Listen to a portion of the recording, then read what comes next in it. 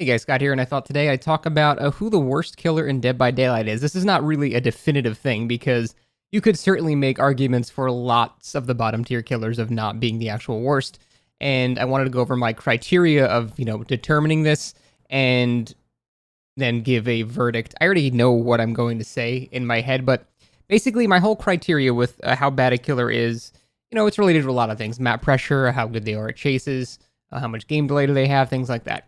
But really, one of the main things it comes down to is how quickly they can end chases, because if you can quickly end chases, well, now you have map control, you have pressure, you have slowdown, because everything comes off of that. So that's sort of like the base main important part. It's not all of it, just because you can down people fast like Huntress doesn't mean you can get to them fast like Huntress. So there are still definitely other circumstances, but let's go over like the main contenders that people debate about being the worst. People always bring up like Pig, Clown, Legion, and Trickster and Trapper. I would say that those are like the five that people sort of agree are on the very low end. And I wanted to go over that section of killers. Now, I want to start off with Trickster. People say that Trickster is the worst killer in the game. Absolutely not true, in my opinion. I think he's at the top of that list I just said, actually. And the reason is Trickster, despite not being a good killer, can still down even the best survivors at a lot of loops.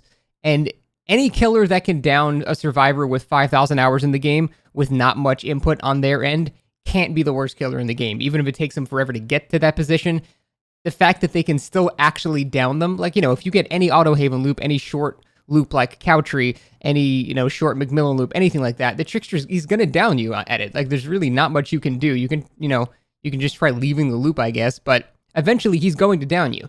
And it doesn't actually even take that long if the Trickster's remotely accurate. So the very fact that the Trickster can actually down even the best players at certain loops, it makes him, he can't be the worst.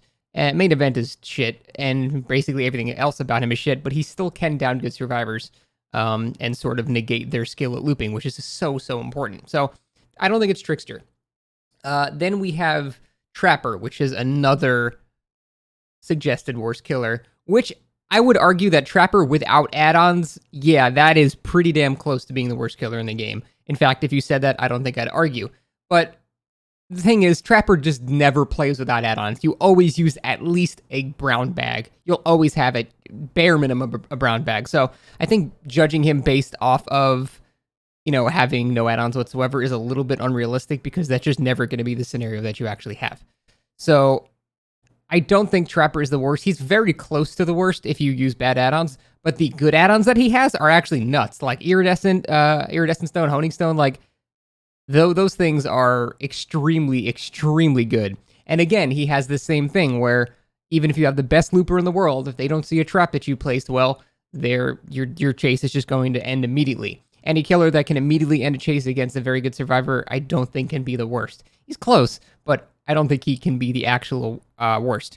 Now, Clown is someone I thought as one of the worst killers for a long time. Even with his, very meager buff, I still think he's one of the worst. But at the end of the day, he still chews through pallets a bit faster than killers that have nothing, to do with actually destroying pallets. The way you would play against Clown is if it's an unsafe pallet, you have to drop the pallet immediately. And then, you guys are going to do that rotation game for a little while. And basically, depending on how accurate you are at guessing what the survivor is going to do, you'll get a hit within, either 10, 20 seconds or something like that. So Clown can get hits at pallets pretty consistently if they're unsafe. But as soon as you get safe pallets, he really loses a lot of steam and can't really do that much at all. But he can still do something at pallets. He doesn't really have any map control, but he can do something at pallets. Then we have Pig. Pig can't do that much at pallets unless she has like combat straps in the interview tape, which allows you to do her little dash thing around unsafe loops, which doesn't work that often, to be honest.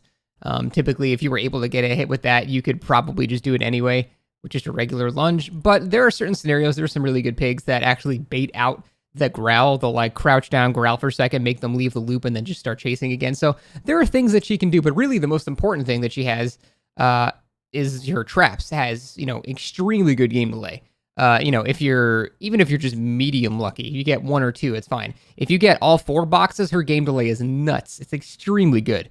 But you can also get one, and then it's terrible. So I've always said I think Pig needs a bit less RNG, and I think that'd be nice. But for the most part, Pig is pretty close to the worst, but if you have like a tampered timer and an additional box, the amount of game delay with some bad luck that Pig gets is actually extremely high.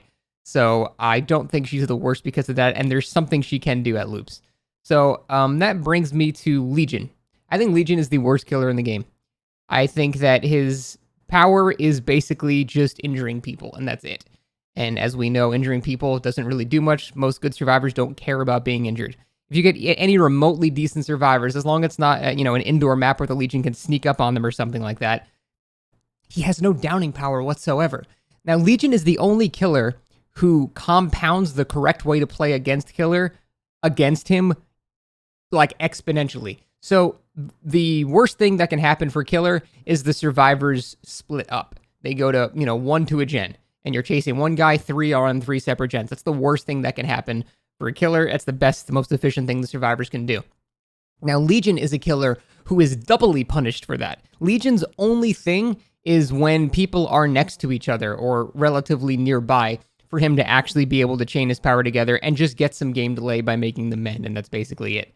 If they are spread out, basically if the survivors are already doing what they're supposed to be doing, Legion is even worse because now he can't even use his power. He has actually nothing. So basically the counter to Legion is just playing efficiently as a normal survivor. And I think the Legion is the only killer in the game whose power is solely dependent on the survivors just playing completely incorrectly. Yeah, now obviously a lot of other powers are based on survivors, making mistakes and things like that. But this is the only power that is punished by strategically the survivors. All they have to do is just spread out, and Legion has absolutely nothing.